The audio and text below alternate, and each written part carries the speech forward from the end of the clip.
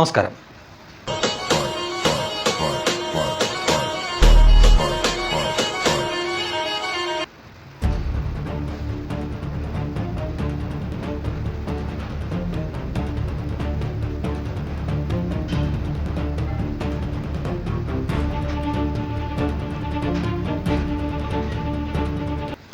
ഇതെന്താണെന്ന് മനസ്സിലായില്ലേ? കാസർഗോഡുള്ള കുറച്ച് സുഡാപ്പി ചെറുപ്പക്കാർ IS-ൻ്റെ മോഡലിൽ, IS-ൻ്റെ ആളുകളാണ് സാധാരണ ഇതുപോലുള്ള മുദ്രയൊക്കെ ആയിട്ട് നമ്മൾ കണ്ടിരിക്കുന്നത് സിറിയയിലും ഇറാഖിലുമൊക്കെ.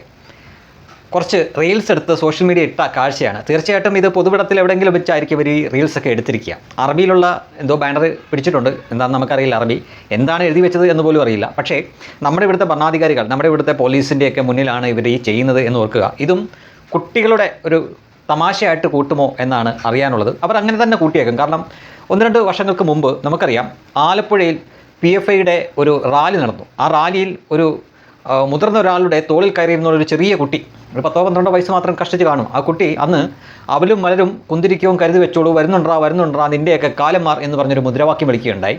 അതും ഇവർ കുട്ടികളിയായിട്ടാണ് എടുത്തത്. പക്ഷേ PFIയുടെ നിരോധനത്തിന് വരെ കാരണമായ ഒരു സംഗതിയായിരുന്നു അതെന്ന് ഓർക്കുക. പക്ഷേ ഇവിടെയുള്ള ഭരണാധികാരികളും അതേപോലെ തന്നെ പോലീസുമൊക്കെ അതൊരു കുട്ടികളെയായിട്ടായിരിക്കണം എടുത്തത്. ഇത്തരം ഒരു കൊലവിളി മുദ്രാവാക്യം വിളിച്ച മറ്റേതൊരു കുട്ടിയാണെങ്കിലും ആ കുട്ടിക്കെതിരെ കേസ് വരും. തീർച്ചയായിട്ടും പ്രായപൂർത്തി ആയിട്ടില്ലാത്തതിനാൽ മുതിർന്നവരുടെ ജയിലിലോട്ടൊന്നും അതിന് വിടില്ല. പക്ഷേ ഇത്തരക്കാർക്ക് വേണ്ടിയിട്ട് ദുർഗുണ പരിഹാര പാഠശാല എന്നൊരു സംവിധാനം ഇവിടെയുണ്ട്. ഇവിടെ മാത്രമല്ല, ഇന്ത്യയിൽ എല്ലായിടത്തും ഉണ്ട്. അങ്ങനെ ഒരു സ്ഥലത്ത് പോലും ഈ കുട്ടിയെ അയച്ചതായിട്ട് അറിയില്ല. ഈ കുട്ടിയുടെ സ്ഥലം ഏതാണെന്ന് അറിയാമോ? അതാണ് പ്രത്യേകം ശ്രദ്ധിക്കേണ്ടത്. അതായത് ഈ കഴിഞ്ഞ ഒരാഴ്ച മുഴുവൻ എല്ലാ മാധ്യമത്തിലും നിറഞ്ഞു നിന്ന ഒരു സ്ഥലത്തിൻ്റെ പേരാണ് പള്ളുരുത്തി. എറണാകുളത്തെ പള്ളുരുത്തിയായിരുന്നു ഈ പയ്യൻ്റെ സ്ഥലം. അപ്പോൾ ആ പയ്യനെ കൊണ്ട് അങ്ങനെ ഒരു മുദ്രാവാക്യം വിളിപ്പിക്കണമെങ്കിൽ അതിൻ്റെ മാതാപിതാക്കൾക്ക് തീർച്ചയായിട്ടും അറിവുണ്ടായിരിക്കണം. അല്ലാതെ എറണാകുളത്തെ പള്ളുരുത്തിയിലുള്ള ഒരു പയ്യൻ ആലപ്പുഴയിൽ വന്ന് ഈ മുദ്രാവാക്യം വിളിക്കില്ലല്ലോ വീട്ടുകാരറിയാതെ. അപ്പോൾ വീട്ടുകാരറിഞ്ഞു തന്നെയാണ്. അപ്പോൾ പള്ളുരുത്തി എന്ന് പറഞ്ഞൊരു സ്ഥലത്തു നിന്നാണ് ആ പയ്യൻ വന്നത് എന്ന് ഓർക്കുക. എന്നിട്ടും ഇങ്ങനൊരു സംഭവം ഈ പയ്യൻ്റെ കാര്യമോ ഈ കഴിഞ്ഞ പള്ളുരുത്തി സെൻറ്റ് റീത്ത സ്കൂളിലെ ഹിജാബ് വിവാദമായിട്ട് ഇവിടെ മണിക്കൂറുകൾ, ദിവസങ്ങൾ, ആഴ്ചകൾ ചർച്ച കിട്ടും. ഒരു മാപ്രകൾ പോലും, ഒരു മാധ്യമം പോലും അബദ്ധത്തിൽ പോലും ഈ പയ്യൻ്റെ കാര്യം പറയുകയുണ്ടായില്ല. നിങ്ങൾ എത്ര പേർ ശ്രദ്ധിച്ചു എന്ന് ഓർക്കുക. ഇതേ സ്ഥലത്ത് തന്നെയാണ് ഈ പയ്യനും. ആ പയ്യൻ ഇപ്പോൾ എവിടെയുണ്ട്? ആ പയ്യൻ്റെ പേരിൽ കേസൊന്നും കൊടുത്തില്ല. കാരണം അതൊരു ചെറിയ പയ്യനാണ്, അവൻ്റെ ഭാവിയെ അത് ബാധിക്കുമെന്ന് പറഞ്ഞുകൊണ്ട് ഇവിടുത്തെ നിയമപാലകരും അതേപോലെ തന്നെ നിയമപാലകരെ പറഞ്ഞിട്ട് കാര്യമില്ല, ഭരണാധികാരികൾ പറയുന്നത് അവർക്ക് അനുസരിക്കാൻ പറ്റത്തുള്ളൂ.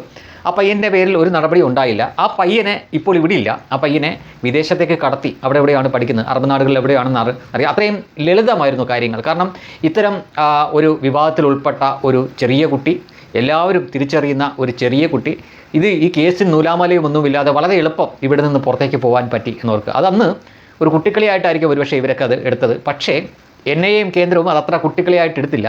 അതിനെ തുടർന്നൊക്കെയാണ് പിന്നീട് PFI ഇവിടെ നിരോധിക്കപ്പെട്ടു. ഒരുപാട് PFIയുടെ തലകൾ, നേതാക്കൾ തീഹാർ ജയിലിലും മറ്റുമൊക്കെയായി. ഇപ്പോഴും ജാമ്യം പോലും ഇല്ലാതെ അകത്ത് ഒരുപാട് ആളുകൾ കിടപ്പുണ്ട്. അപ്പോഴും ഇവിടെയുള്ള ഈ മതേതരർക്ക്, പ്രത്യേക മതേതരമാണ് അവർ, അവർക്കിതൊരു കുട്ടിക്കളി മാത്രമാണ്.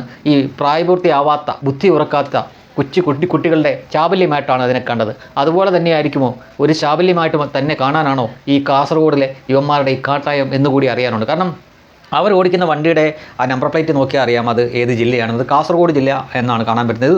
സോഷ്യൽ മീഡിയയിൽ അവർ അത് പോസ്റ്റ് ചെയ്തിരിക്കുക. അതായത് പ്രത്യേക രീതിയിലുള്ളൊരു ഇങ്ങനെ കൈചൂണ്ടിയുള്ളൊരു ഒരു മുദ്രയുണ്ട്. അത് IS-കാരാണ് സ്ഥിരമായിട്ടത് ചെയ്യുന്നത്. അവരുടെ മിക്ക വീഡിയോകളിലും ഇങ്ങനൊരു ഇത് കാണും. അതാണ് ഇവരവിടെ കാണിച്ചിരിക്കുന്നത്. അറബിയിൽ എഴുതുന്നുണ്ട്. അത് എന്താണ് എഴുതിയിരിക്കുന്നത് എനിക്കറിയില്ല. അവരെ പോലെ തന്നെ കറുത്ത ബാനറൊക്കെ വെച്ചിട്ടാണ് ഇത് ചെയ്തിരിക്കുന്നത്. സോഷ്യൽ മീഡിയ കൂടെ പോസ്റ്റ് ചെയ്തിരിക്കുന്ന ഒരു വീഡിയോ ആണെന്ന് ഓർക്കണം. അവർ റീൽ എടുത്തിട്ടിരിക്കുക. ഇതും നമ്മുടെ ഭരണാധികാരികൾ കുട്ടിക്കളിയായിട്ടാണോ കാണുന്നത് എന്നറിഞ്ഞാൽ കൊള്ളാം. എന്തായാലും കേന്ദ്രവും NIA-യൊക്കെ ഇതൊരു കുട്ടിക്കളിയായിട്ട് കാണില്ല.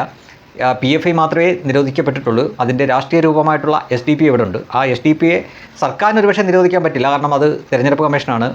അവർ സ്വതന്ത്ര ഭരണഘടനാ സ്ഥാപനമാണ്. അവരാണത് ചെയ്യേണ്ടത്. പക്ഷേ അതിൻ്റെ നേതാക്കളെയൊക്കെ പിടിച്ച് അകത്തിടാൻ സർക്കാരിനും കേന്ദ്ര സർക്കാരിനൊക്കെ വിചാരിച്ചാൽ സാധിക്കും. ഇതുപോലുള്ള അഭ്യാസങ്ങൾ ഇവിടെ കേരള സർക്കാരും പോലീസുമൊക്കെ ഇത് കുട്ടിക്കളിയാണ് എന്ന് പറഞ്ഞ് ഒഴിവാക്കി വിട്ടാൽ കാണേണ്ടവർ കാണുകയും പൊക്കിയെടുത്ത് പോകേണ്ടവർ ഇവരെ പൊക്കിയെടുത്തുകൊണ്ട് പോവുകയും ചെയ്യും. അക്കാര്യത്തിൽ നമുക്ക് ഒരു സംശയമില്ല. കാരണം അതിവിടെ സംഭവിച്ചിട്ടുള്ളതാണ്, ഇനിയും സംഭവിക്കും.